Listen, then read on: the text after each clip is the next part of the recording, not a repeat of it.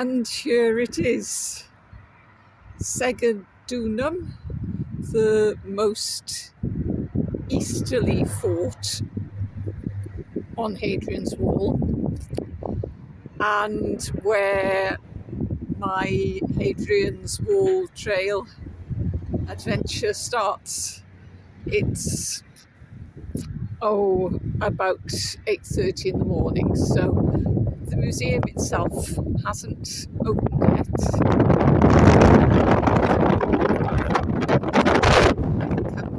Come back again and go hopefully up into that observation platform there and look out over it. And although I'm not seeing it today, I think after walking the wall I'll probably understand and appreciate what's here all the more.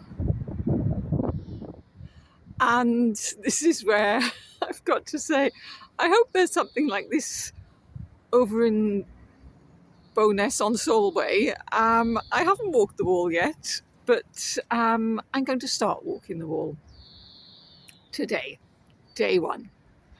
Hadrian's Wall, one day at a time. And here's a fairly scary looking chap to wave me on my way. His name is Centius. Centius is the name of a centurion. It's found in an inscription in a piece of wall, and he was the centurion who supervised the building of some of the wall close to Segedunum. I'll get better at saying that as the day goes on. Well, with him looking over me, I'm sure I'm bound to succeed. I daren't do otherwise. And what a brilliant social distancing measure. You've got to stay as far apart as a typical Roman centurion's shield. I'm sure we all know what that means. If we don't know it yet, we will know by the end of the day. And on a bright, cold but crisp, late February morning, just a very short walk from the museum, I'm getting up close and personal to the wall itself. And I'm over the coming 80 odd miles. But it's great seeing this just on my very first morning, just as I start out.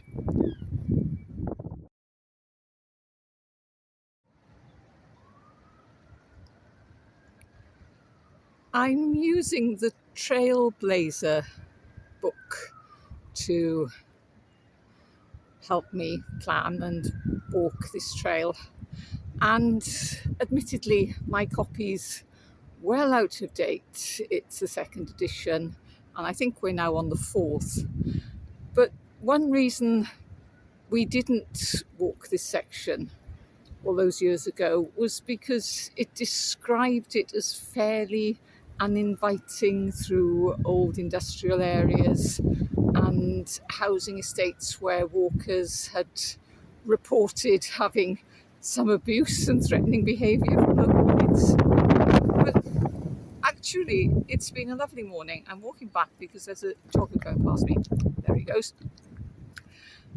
It's a good cycle track. It's been beautifully landscaped.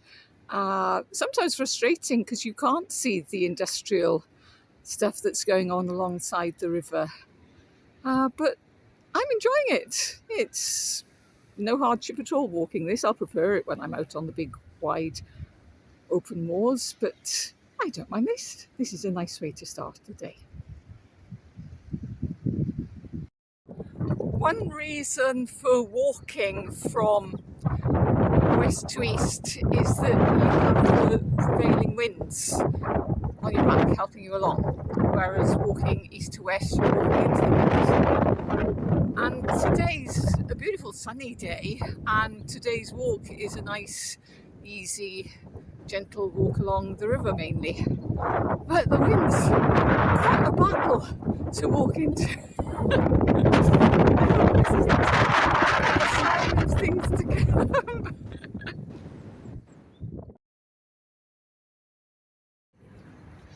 I've arrived at Newcastle, which is about a third of the way through the walk today.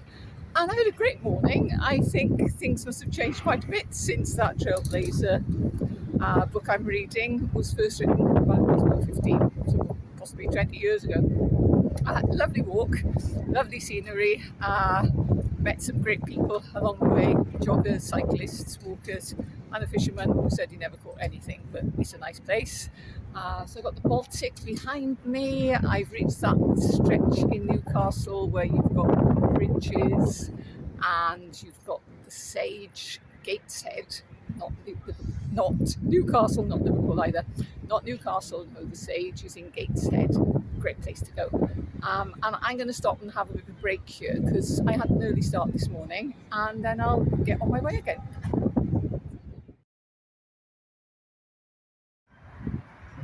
This has been a really interesting bit of path. The path itself has been lovely. There have been trees on both sides and there's been lots of bird song. But then through the trees, you've heard the sound of really loud traffic. And then now and again, you come across something like these snowdrops. And you think, gosh, it's nature and man really, really, really close together here.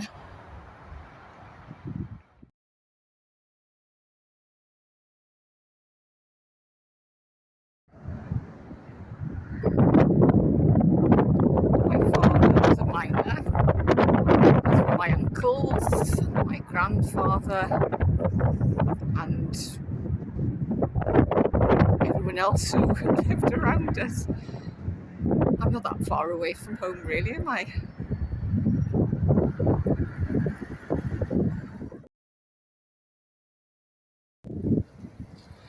This is a very pleasant change because for what seems like forever, I've been walking down narrow paths, well-maintained paths, pleasant paths, but narrow paths with trees either side and the sound of traffic off to my left. And now I've come back down to the river. The sun's out and it's shining on it, so that's good. There's what I thought was going to be a pub here, but now, for very understandable reasons, it's been converted into a restaurant, so nothing for a weary walker. But there's a sign I passed that said that the rowing club over there might be able to give me a cup of tea. I'll go and find out. Well, Tyne Amateur Rowing Club gets top marks from me. They were very welcoming. They've got a big mug tea for £1. They also did panini and sweet snacks. I didn't need any of those, but it was very welcome at this stage. But the sun's out and I've got about 3 to 4 miles to go, so as long as I don't get swept away, it'll be a beautiful end to the day. Oh well, these things happen. Just when I was thinking, isn't it wonderful walking alongside the river with the sparkling sun on the ripples of water, there's a diversion. So I've got to wave bye-bye to the river, and I'm not sure I'm going to see much of it again today. We'll see, but I've got to go inland a bit because, for reasons that have been explained in the small print, there's a diversion.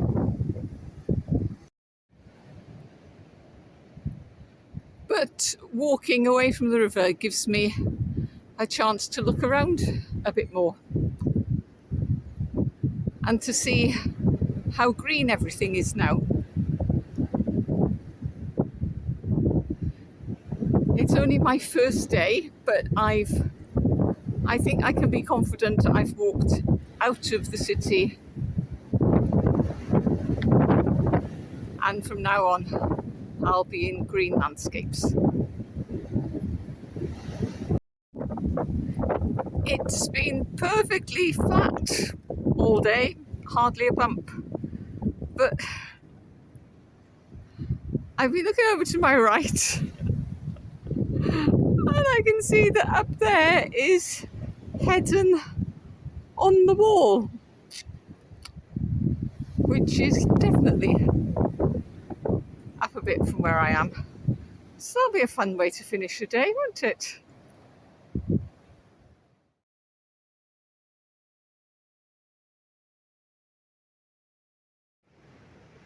So here I am at a bus stop